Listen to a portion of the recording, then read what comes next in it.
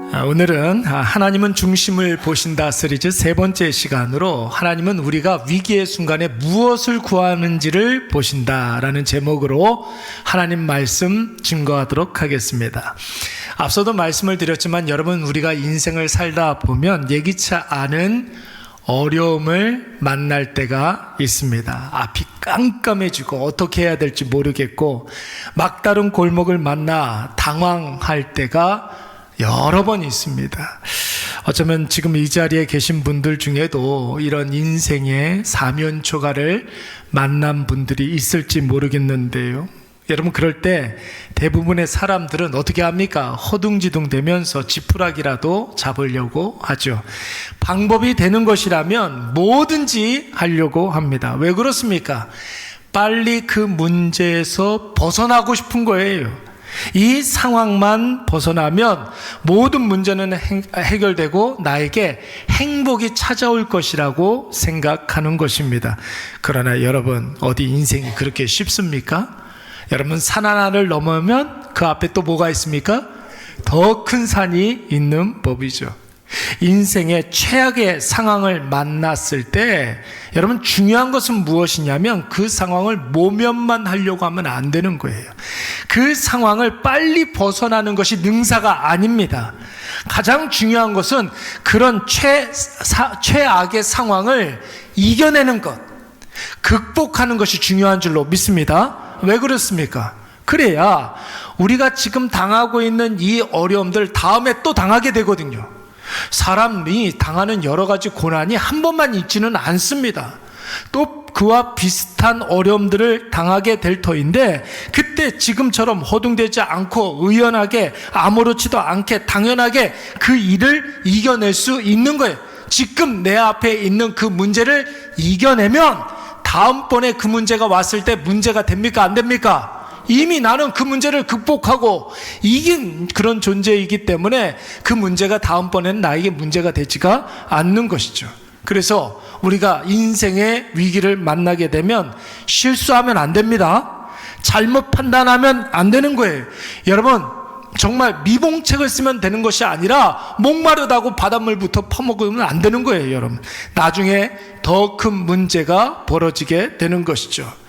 오늘 다윗의 이야기가 바로 이것을 이야기해 주고 있습니다. 여러분, 우리가 다윗 시리즈를 지금 묵상하고 있는데 여러분, 꼭 기억해야 될 것은 무엇이냐면 다윗이 우리하고는 전혀 다른 존재가 아니라는 거예요. 특별한 사람이 아니라는 것입니다. 다윗은 우리하고 다르게 날개 달린 천사가 아닙니다.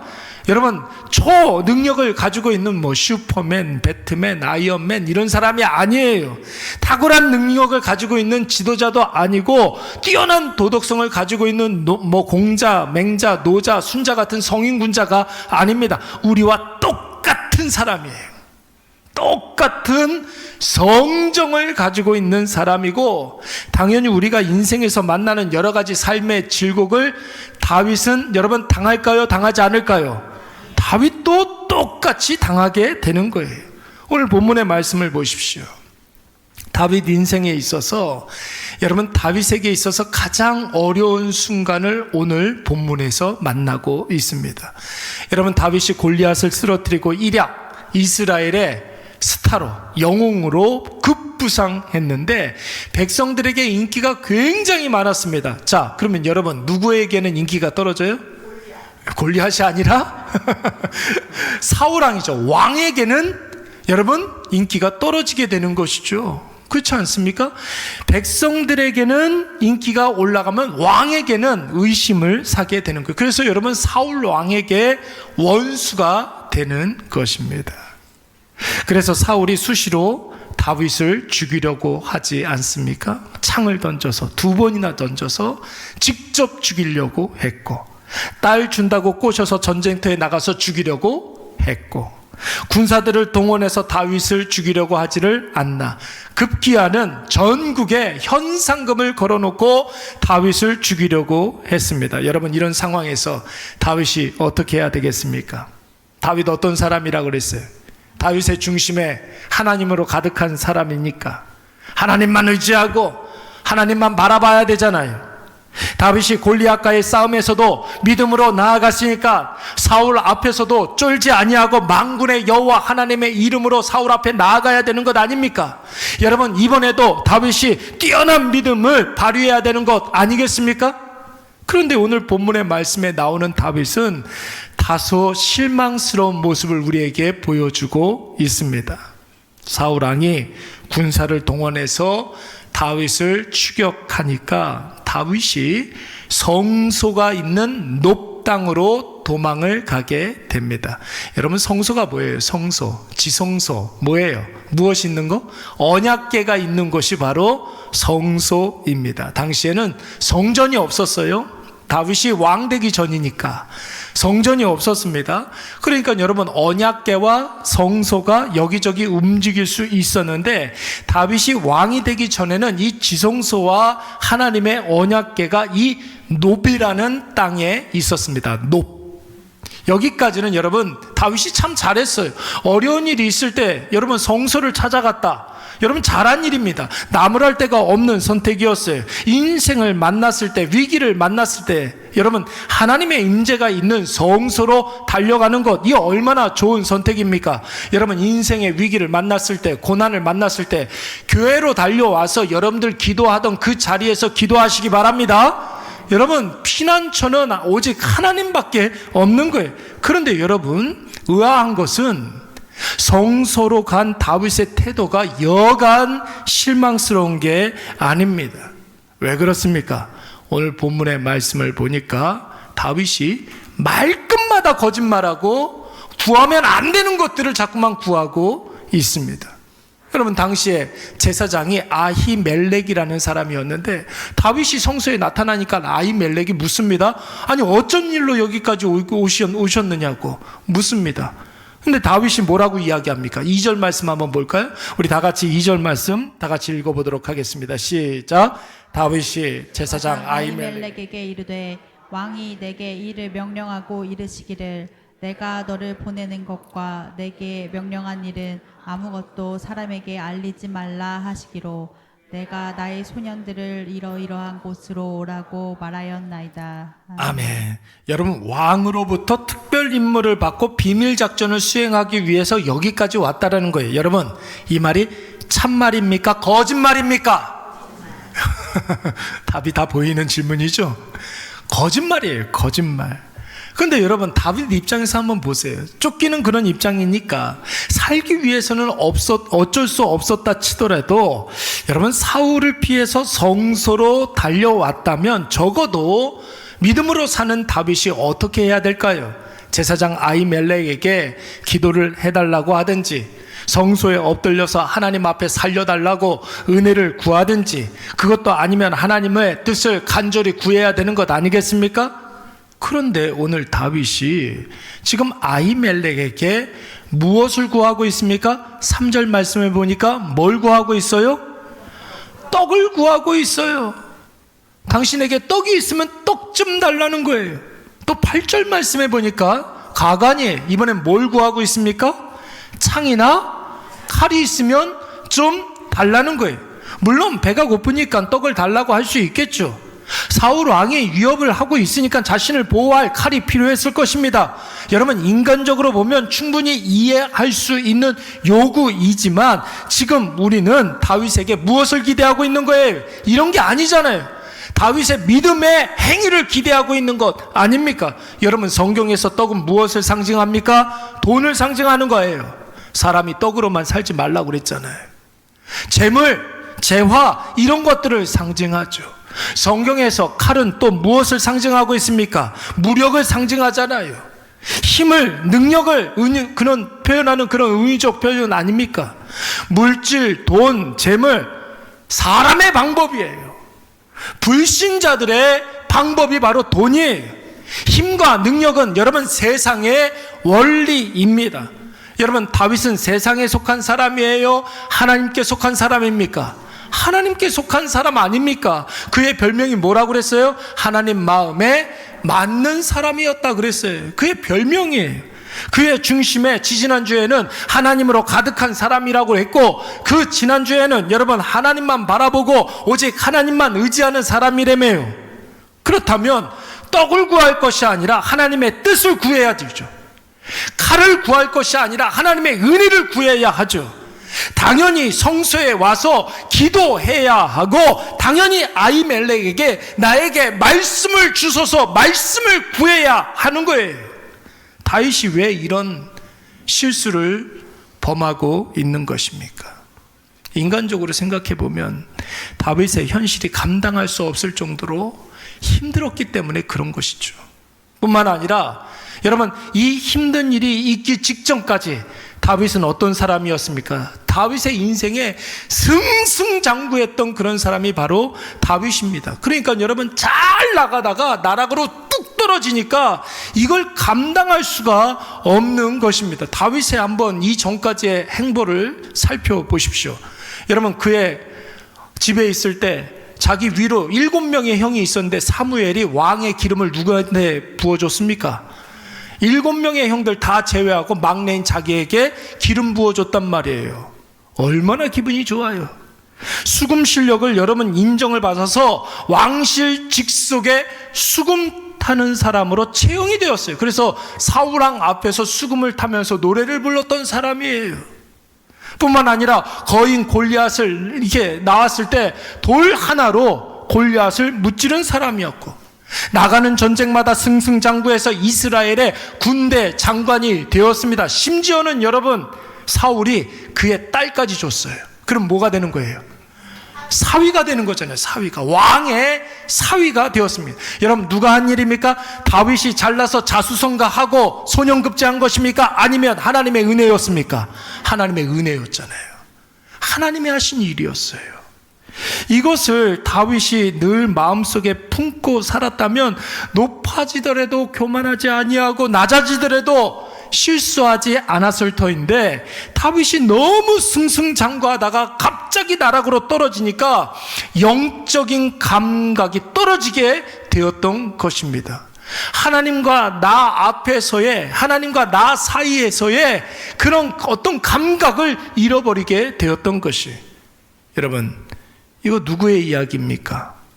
바로 저와 여러분의 이야기 아닙니까? 물론 우리의 인생은 다윗처럼 승승장구한 적도 없었고 백전백승한 적도 별로 없었습니다. 그래도 우리가 평탄한 삶을 살다가 갑자기 위기가 찾아올 때가 있었잖아요. 그때 여러분, 우리는 어떻게 했습니까? 그때 우리는 무엇을 찾았습니까? 하나님의 뜻을 구해야 하는데 사람의 떡을 구하지 않았습니까? 하나님의 은혜를 구해야 하는데 세상의 칼을 구하지 않았습니까? 그래서 여러분, 고난이 더 깊어져만 갔던 것이고, 그래서 우리가 성장하지 못하고 계속 도돌이표 같은 자리로 돌아올 수밖에 없었던 것입니다. 다윗을 한번 보세요. 오늘 본문에서 성소에서 여러분 떡 먹고 칼 들고 나가서 어디로 갑니까? 블레셋 지경으로 나아가요. 여러분, 그때 당시에 이스라엘의 최대의 주적이 블레셋이었습니다. 그런데 여러분, 다윗은 이스라엘의 왕의 기름을 받은 사람 아닙니까? 왕의 기름을 받은 사람이 지금 자기가 위기가 찾아왔다고 그래서 어디로 가요? 주적인 북한으로 가는 거예요. 지금 거기 가면 자기가 살 길이 있을 줄 알고, 가면 안 되는 곳으로 가서 절대로 하면 안 되는 짓도 합니다. 무슨 짓을 해요? 블레셋 왕 아기스 앞에서 뭐 했다는 겁니까? 미친 척을 해요. 미친 척을 하면서 목숨을 구걸하고 있습니다. 심지어 자신을 도와줬던 높 땅에 성소에 있는 제사장들이 아히멜렉뿐만 아니라 85명의 제사장이 있었단 말이에요. 이 다윗 때문에 사울이 이 85명의 제사장을 다 몰살시켜 버립니다. 여러분, 그야말로 다윗의 인생 중에 가장 흑역사 중에 흑역사라고 할 수가 있는 것이죠. 여러분, 우리가 잘 나가든 못 나가든 하나님에 대한 감각을 잃으면, 영적인 감각을 잃으면, 기도, 말씀, 예배에 집중하지 않으면 여러분, 언젠가는 만나게 될 인생의 위기 가운데 이런 어처구니 없는 판단과 실수를 거듭하면서 더 깊은 나락으로 빠져들 수밖에 없는 거예요. 여러분, 한번 보세요. 2020년 1월 달에 무슨 일이 있었습니까? 벌써 다 잊어먹었죠? 우리나라 역사에 가장 심각한 일이 있었어요. 2020년 1월달, 2월달에 코로나19가 있었어요. 한국 기독교 역사에 있어서 이때처럼 깊은 수렁을 경험한 적도 없었습니다. 여러분, 우리나라 전쟁 중에도 예배를 드렸던 나라가 우리나라예요, 여러분. IMF 때에도 성도들이 예배당 바닥에 꿇어 앉아서 기도 많이 했는데, 코로나 시대 때 전국의 모든 예배당 문을 닫는 죄송합니다.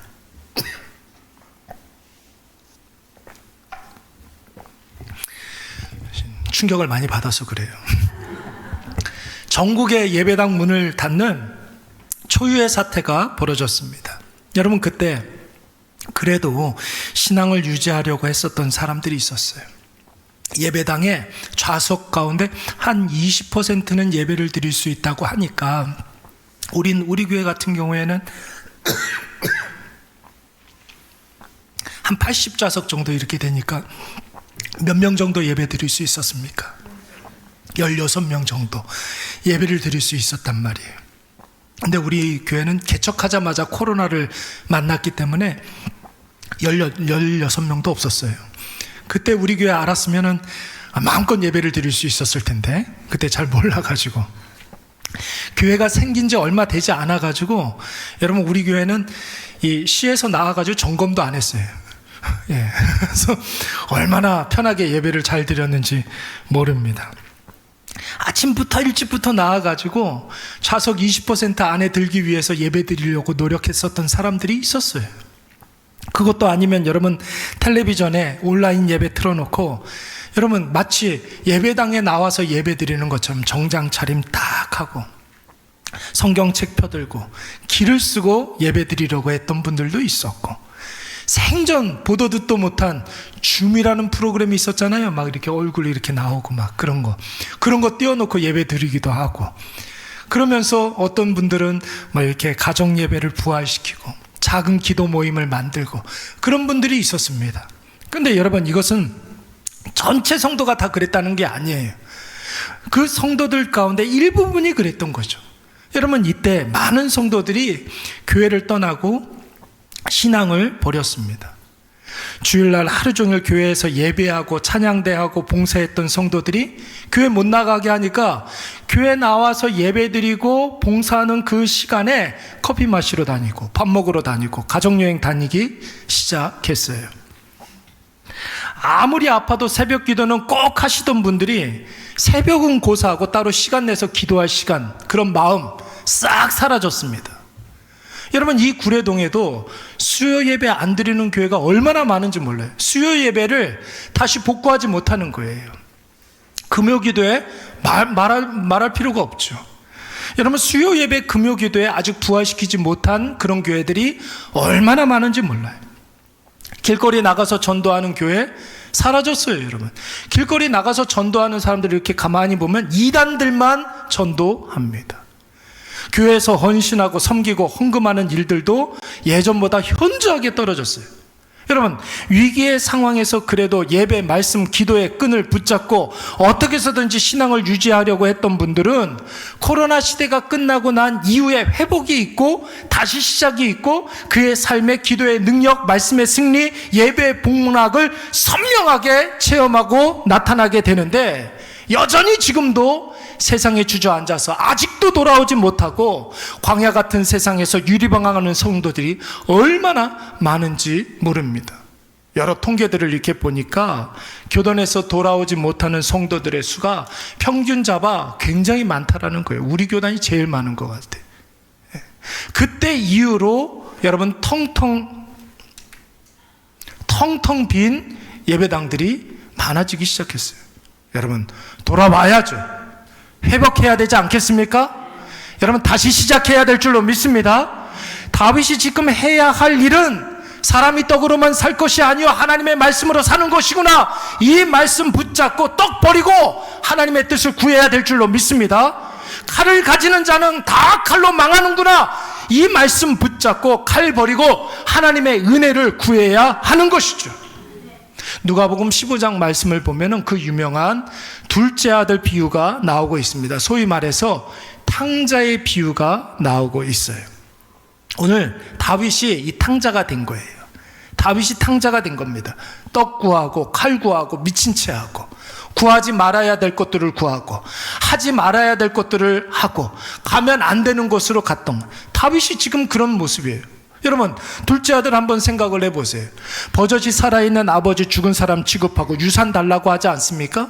다윗이 뭐 달라고 그랬어요? 떡 달라고 하고 칼 달라고 하는 거예요. 그러니까 여러분, 이 둘째 아들이 쫄딱 망해서 완전히 나락으로 떨어졌습니다. 그런데 여러분, 쫄딱 망한 그 둘째 아들이 언제 회복되었습니까? 아버지께로 돌아가기로 작정한 그 순간부터 여러분 회복의 역사가 나타난 줄로 믿습니다. 현실은 변하지 않았어요. 마음만 바뀌었어요. 현실은 여전히 쥐염 열매도 못 얻어먹는 그런 신세이지만 마음에 내가 아버지께로 돌아가야겠다, 그 마음을 먹은 순간 여러분 그에게 변화가 일어나고 있는 거예요. 그때부터 소망이 있고 또한 아들의 지위를 결국 회복하지 않습니까? 다윗이 여러분 어떻게 하면 회복될 수 있겠습니까? 하나님께로 돌아와야 될 줄로 믿습니다. 하나님의 뜻을 구하고 하나님의 은혜를 구하면 그때부터 여러분 회복이 되는 줄로 믿습니다. 사람은 누구나 위기가 찾아오게 됩니다. 어려움이 없고 고난이 없고 위기가 없는 인생은 아무도 인생도 없어요. 그때 여러분 영적인 감각이 살아있어야 제대로 된 판단을 하고 제대로 된 선택을 하게 되는 거예요. 영적인 감각이 살아있어야 바른 판단을 하고 바른 선택을 할 수가 있는 거예요. 성소가 있는 높당으로 간 것은 잘한 일이에요. 근데 여러분 거기서 왜 떡을 구합니까? 거기서 왜 칼을 구합니까? 다윗이 여러분 지금이라도 늦지 않았어요. 아버지 되신 하나님께로 돌아오면 기도의 자리로 나아가 하나님의 뜻을 구하고 말씀으로 응답받아서 참된 예배자로 승리하게 되면 하나님께서 회복시켜 주실 줄로 믿습니다.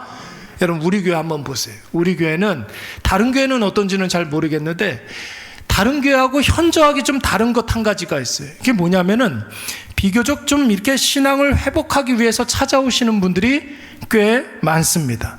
살다가 지치고 힘들어서 야 이거 어떻게 해야 되나, 야 이거 어떻게 해야 되지, 뭐 이런 생각을 갖고 있다가 내가 하나님께로 돌아가야겠다 마음 먹고 과거의 신앙을 회복하기 위해서 오신 분들이 꽤 많아요. 그래서 여러분 우리 교회는 복된 교회인 줄로 믿습니다. 여러분 우리 교회를 통해서 회복되는 그런 사람들이 굉장히 많잖아요. 뿐만 아니라 또 예기치 않은 고난과 위기를 만나서 이 위기를 하나님의 은혜로 극복해야겠다 생각하고 교회 열린 문을 통해서 들어오시는 분들 꽤 많습니다, 여러분. 그러니까 문 열어놓으니까 문 열어놓은 교회가 신기하다고 찾아오시는 분들이 있어요.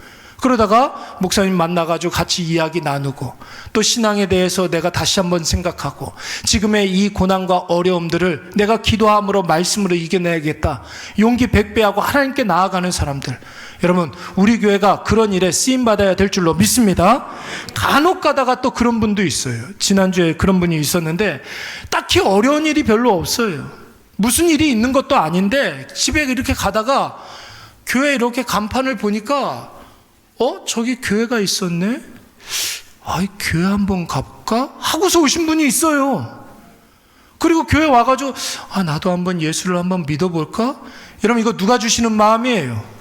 하나님이 주신 마음이에요. 주일날 저녁 때 왔어요. 주일날 저녁 때도 우리 교회는 문이 열려져 있잖아요. 예. 열린 문을 통해서 저하고 같이 이야기를 나누다 가셨는데 교회 구경하다가 그냥 가려고 그랬는데 혹시 목사님 만나면 잠깐이라도 이야기 나누고 가자 그런 마음으로 왔는데 목사님이 있는 거예요. 이야기 나누고 다음 주에 꼭 오겠다고 약속했는데 안 왔네. 마음은 그렇게 들 수가 있죠. 근데 실행에 옮기는 건 또 다른 문제 아닙니까? 처음에 교회를 시작할 때 이곳에 교회를 시작할 때 여러분 구례동에 이렇게 많은 교회들이 있는데 또 여기다가 내가 교회를 시작을 해야 되나 이런 생각이 있었어요. 이런 의구심이 있었습니다. 교회가 이렇게 많은데 그때 당시에는 더 많았어요. 지금보다 훨씬 더 많았어요. 건물마다 상가교회가 하나씩 둘씩 셋씩 어떤 교회 보니까 4개도 있는 교회들더라고요. 예? 근데 교회가 이렇게 많은데 우리 교회가 또 있어야 되나? 이런 의구심이 있었습니다. 그런데 이곳에서 사역을 하고 이곳에서 많은 불신자들을 만나고 마음이 힘들고 어려운 분들 만나고 그러면서 제 마음이 달라졌어요. 하나님께서 이곳에 우리 교회를 허락하신 이유가 있구나. 네. 교회를 찾는 사람들에게 신앙의 회복을 위해서, 그리고 또 마음에 예수님 믿고 싶어하는 그런 마음이 드는 사람들에게 우리 교회가 꼭 필요한 줄로 믿습니다. 우리 그렇게 해서 여기 다 모인 분들 아닙니까? 잘 오셨습니다. 잘 하셨어요. 바로 여기에서부터 회복이 시작될 줄로 믿습니다. 오신 것은 여러분 잘했지만 이제부터 해야 할 일이 있다라는 거죠. 교회에서 떡 달라고 하면 안 되는 거예요. 돈 하면 안 되는 거예요. 교회에서 칼 달라고 하면 안 되는 것입니다. 세상의 방식을 구해서는 안 되는 거예요. 여러분, 교회는 떡 주는 곳이 아니에요. 칼과 창이 있는 곳이 아닙니다. 하나님의 말씀이 있는 곳이고 하나님의 믿음의 원리가 있는 곳인 줄로 믿습니다. 최근에 우리 교회에 전에 열심히 사역하던 전도사님 한 분 계셨어요. 젊은 전도사님 한 분 계셨어요. 몇 개월 전에 건강상의 이유로 좀 잠깐 쉬어야 되겠다는 이야기를 듣고 빨리 치료하고 잘 치료해서 돌아오라고 제가 그렇게 이야기를 했는데, 수개월이 지났는데 회복이 더디고 그러니까 본인 의사에 따라서 교회를 이렇게 좀 사임을 하셨습니다. 그리고 우리 교회 이제 새로운 교육자를 청빙하기 위해서 공고도 내고 지금 면접을 이렇게 보고 있는데, 제가 한 가지 충격을 받았어요. 충격을 많이 받았어요. 뭐냐면 교회에서 떡을 구하는 사람이 너무 많더라고요. 교회에서 떡 구하는 사람이 너무 많고, 우리 교회에서 골리앗의 칼과 골리앗의 창을 구하는 분들이 너무 많은 거예요. 물론 하나님이 떡과 상관없는 분이 아니에요. 하나님께서 떡을 주십니까? 못 주십니까? 떡 주시죠. 하나님은 여러분 우리의 칼이 되어주시는 분이에요. 우리 앞서 대신 싸워주시는 분이시니까, 내가 굳이 칼 주지 않아도 하나님이 우리 앞서 행하시니까 우리는 두려움이 없습니다. 그런데 성서 도착하자마자 다윗 보세요. 거짓말하면서 떡만 구하고 칼만 구하니까 떡이 하나님이 되고 칼이 하나님 되는 것 아닙니까? 성경 역사에서 여러분 이스라엘이 하나님께로 돌아오는 역사가 2번 있었어요. 첫 번째는 언제였을까요? 출애굽 때 애굽의 모든 삶을 청산하고 하나님의 가치를 붙들기 위해서 이스라엘 백성들이 애굽을 나왔습니다. 우리는 이것을 출애굽 사건이라고 합니다. 여러분 보세요. 애굽에서 비록 신부는 종이지만 애굽에 계속 살았다면 여러분 편합니까? 불편합니까? 편하죠. 사는 대로 사니까 어려울 게 별로 없습니다. 편하게 살려면 애굽에서 그냥 종으로 살면 됩니다. 그럼 아무 일도 일어나지 않아요. 그러나 세상에 속한 자가 아니라 이스라엘 백성들이 하나님의 자녀가 되기 위해서 출애굽을 했을 때 그들의 가치가 나타나지 않습니까? 결국 하나님께서 약속하신 가나안 땅의 주인으로 그들이 정착하게 되는 거예요. 할렐루야. 돌아오니까 종에서 이제는 하나님의 백성으로 신분이 바뀌게 되지 않았습숭니까?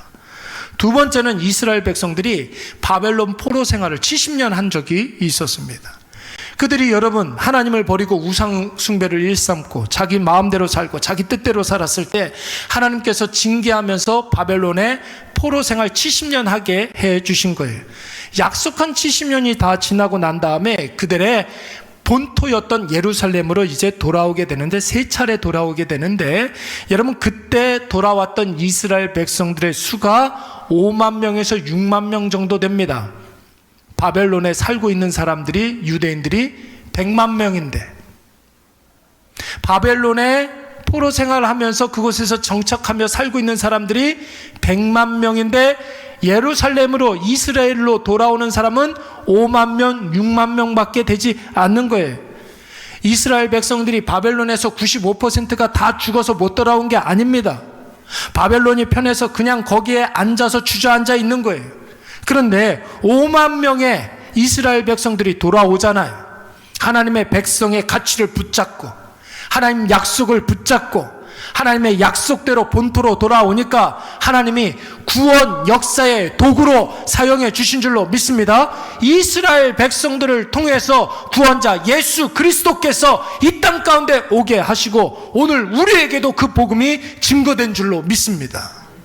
사랑하는 여러분, 꼭 기억하십시오.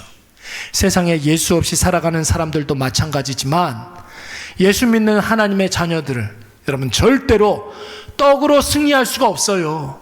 떡 들고 있으면서 돈 들고 있으면서 승리할 수 없습니다. 칼이 아니라 탱크가 있어도 세상을 이기지 못합니다.